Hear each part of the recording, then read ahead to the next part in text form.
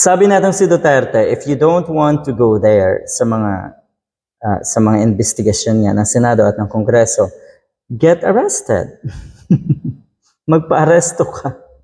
Oo. Siguro mas gugustuhin nga natin si Kibuloy na magpa-aresto na lang. Kasi sa paraang yan, siguro iniisip niya or iisipin niya na baka sakaling umayon at maawa sa kanya ang publiko at siya ay katigan ng publiko. Yung parang pa-hero effect. Diba? Pa-hero ang Diyos ko po. Alam niyo po, ang mga kababayan natin sa panahong ito ay mas gusto kong isipin na nag-iisip ng tama. At yung mga ganito ay totoong yung sinabi ko, siguradong naiisip yan ng publiko. Na gusto mo na lang na ikaw ay maaresto, para nga naman ikaw ay kaawaan. Para nga naman ikaw ay lumabas na minamaliit, na inaano ka. Huwag niyo daw kasing anuhin.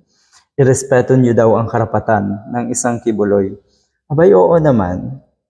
Matagal ka nang pinatatawag sa mga investigasyon nang ibig sabihin, dumadaan ka sa tamang proseso. Ibig sabihin din, nirerespeto ka. Dahil kung hindi ka nirerespeto, pinatumba ka na ng kung sino ng mga taong ginawan mo ng kabulastugan.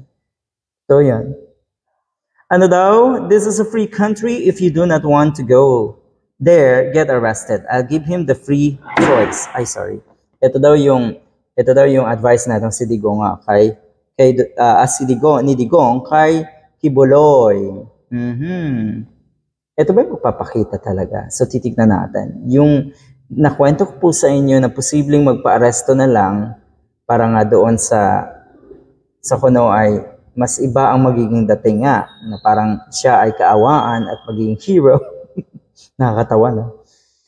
Alright, ito yon. Here is former President Rodrigo Roa Duterte's advice to his close ally, Kingdom of Jesus Christ founder, SMNI Honorary Chairperson Kibuloy.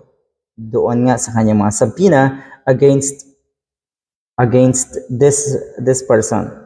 The Senate Committee on Women, Children, Family Relations, and Gender Equality, chaired by Senator Riza Ontiveros, is directing Kibuloy to attend the hearing. At kung hindi nga, ay sigurado tayo na ipapa-aresto itong si Kibuloy. So yan po ay pakakaabangan natin. Ito ay siguradong isa sa mga malalaking pangyayari ngayong buwan, parating na buwan ng Marso. Kung titignan nyo, hindi lang naman ito ang pinagkakaabalahan ng Senado at ng Kongreso. Ako'y naniniwala dyan. Pero dapat bigyang oras talaga na paimbestigahan ang katulad ni Kibuloy. Bigyang oras na paimbestigahan. Yan din po ang madalas ay nababasa at yan din po ang madalas ay laman ng balita. Etong ginagawang ito ng Senado at ng Kongreso. Abay, dapat lang. Dapat lang pong malaman ng publiko na merong ganitong mga klaseng investigasyon na gagawin dito sa most wanted na ito ng FBI. Para kahit papano, maging kalmado yung publiko kasi ang nakikita natin, yung napakaraming complainants on social media, maraming nagko-complain, maraming nag-aakusa. So kung ikaw, Mr. Kibuloy, ay talagang walang kasalanan, chin up. Lumabas ka, harapin mo ang investigasyon at magpakatao ka. Yun lang naman. Pero dahil patago-tago ka, ay natural lamang po na iisipin ng publiko na kriminal ka. Good luck.